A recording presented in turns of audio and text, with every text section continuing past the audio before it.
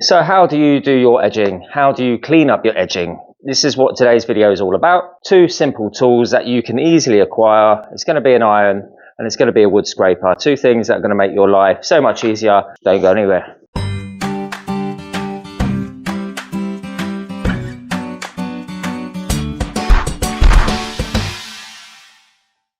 So for starters, going to be using my little clamping system on the bench. I use edging that already has the glue pre-applied on the back, so it will look textured. As soon as you put heat on from an iron or an iron-on edger, that glue will melt. At the moment, I've got a piece of 18mm and a piece of 25mm. On the 18mm, I'm going to demonstrate this. This is 22mm edging, which is perfect for 18mm material. 25mm, I'm going to be demonstrating 30mm paintable edging.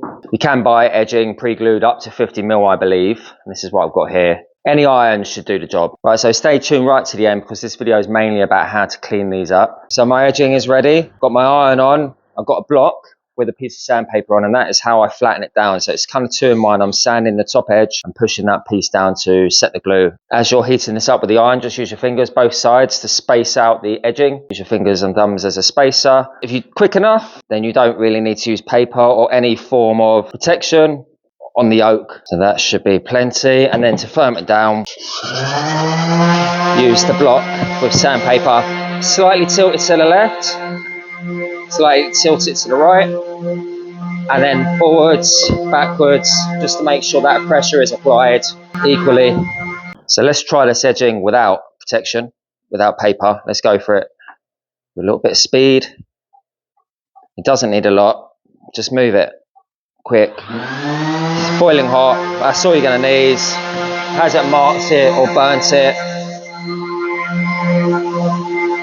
You can use paper over the top. Depends how quick you go. Same technique, left a bit, right a bit, over the top, over the back, front and back.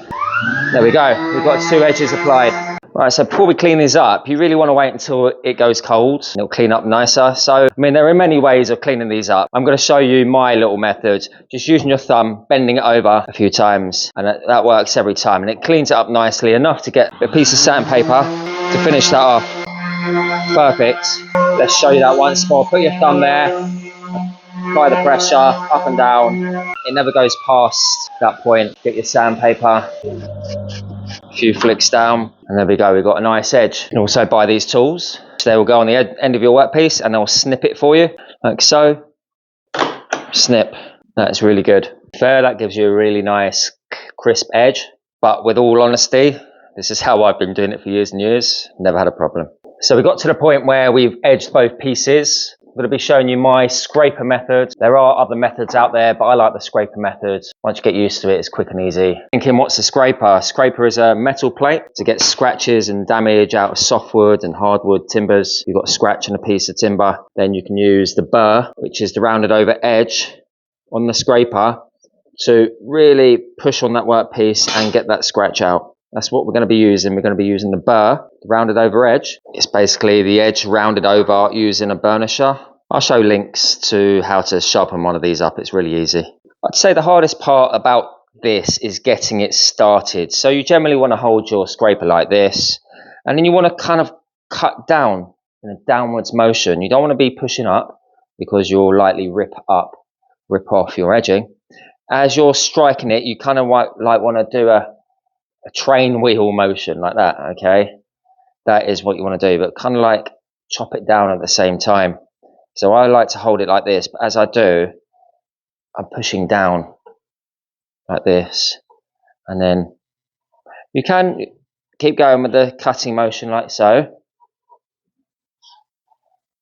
And once you've got the hang of it, you should just be able to hold it there and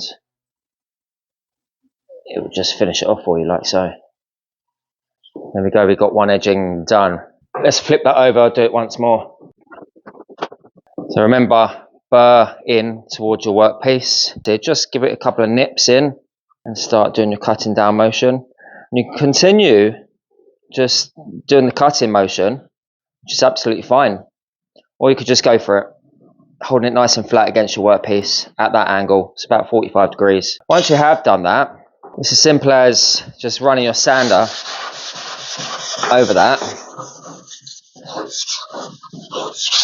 like so. You've got a lovely trimmed up edging. Right, so let's demo the oak. Because this has got a grain, it might be a little bit different. Chopping down motion seems good. And then let's go for the continued cut. Lovely jubbly. Little sand up.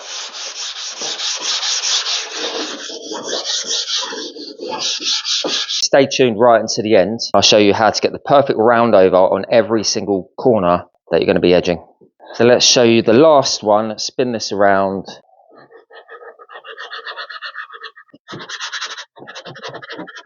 Simple. It's actually really effective and quick. There are going to be links to everything that I'm using.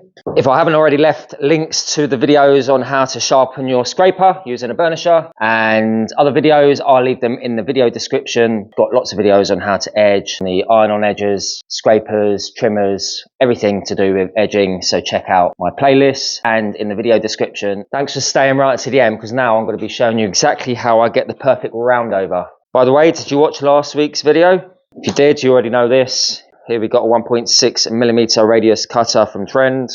All we're going to do is just round that over. Gives you the perfect round over, time and time again. Perfectly rounded, every single component. Consistency is what you want on all your components there, so they're all the same. Check out this video, because this is going to explain exactly why you're going to need to use this exact cutter. Links will be in the description. So I hope you've enjoyed the video, guys. It's all about the scraper for me. I know there are probably about 10 other methods out there. You don't need to tell me, I probably know them all, but I'm showing you the scraper method because probably it's the most fun, it's the easiest, and it will get your skills up another level. Get a bit of practice in there using your hands, doing a bit of woodworking. So yeah, it's the woodworking scraper. So thanks for watching. I will see you next Friday. Take it easy. Ciao for now.